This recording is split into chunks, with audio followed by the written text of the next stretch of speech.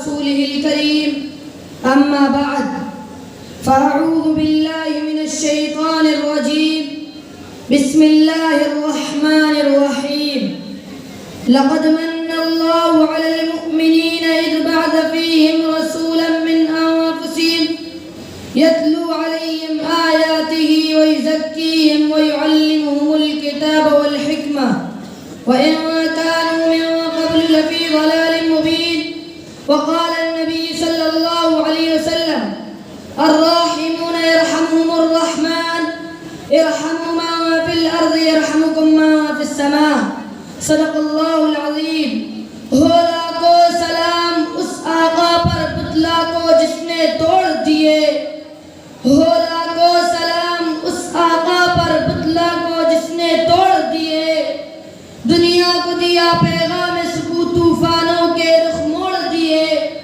اس محسن اعظم نے پھر کیا کہہ دیا عالم کو. اس محسن اعظم نے پھر کیا کہہ دیا عالم کو. دستور دیا منشور دیا کئی رائے دی کئی موڑ دیے. عزیزان گرامی اور وارثان علوم نبوت، آج کی اس قابل دید پروقار بزم میں چند معروضات سخن پر لب کشائی کرنے کی سعادت حاصل کر رہا ہوں، جن کلمات سے میرا دامن سخن مجلہ و مزین ہے و محسن انسان صلی اللہ علیہ وسلم کے عنوان سے معنون ہے. یہ ایک ایسا بے غبار و بے کنار موضوع ہے کہ کوئی بھی عقل و خرد رکھنے والا اس کا انکار نہیں کر سکتا. آقا کائنات کا احسان صرف انسانیت کے ساتھ خاص نہیں بلکہ انہیں محسن کائنات کے نہیں حق و صداقت کی عکاسی کرتا ہے. وہ کون سا دستور ہے، وہ کون سا قابل قدر منشور ہے، وہ کون سا معدل طور و طریقہ ہے، کائنات کی قابل ذکر و کون سی شے جو ان کے فرامین کے احسان سے آراستہ نہ ہوئی ہو. وہ کائنات کے اشیاء کو اپنے احسان سے منور و مزین کرتے تھے. حضرت مفتی محمد شفیع صاحب رحمت اللہ علیہ احسان کے دو معنی بیان کرتے. کسی قول و فعل یا خلق و عادت کو اپنی ذات میں اچھا اور مکمل کرنا، اور دوسرے معنی کسی دوسرے شخص کے ساتھ اچھا سلوک اور عمدہ معاملہ کرنا.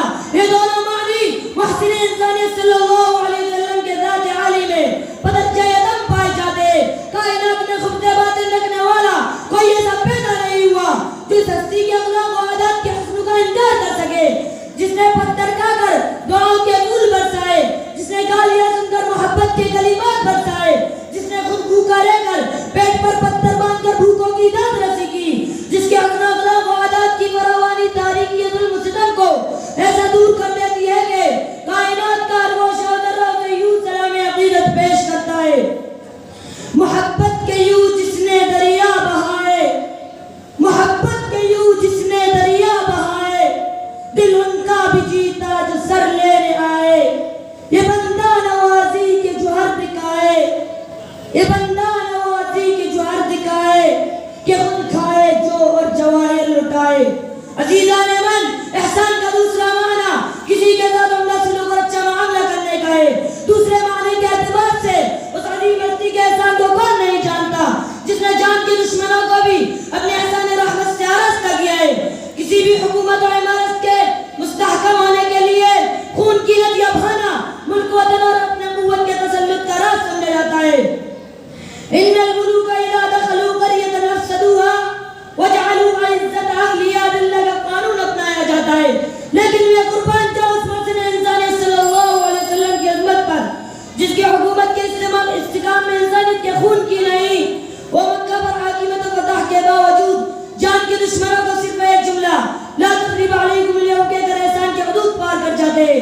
کوئی کسی پر احسان کرتا ہے اپنے مفاد کی خاطر، کوئی کسی پر احسان کرتا ہے اپنے جاہ و جلال کی خاطر، کوئی کسی پر احسان کرتا ہے اپنے نام و نمود کی خاطر.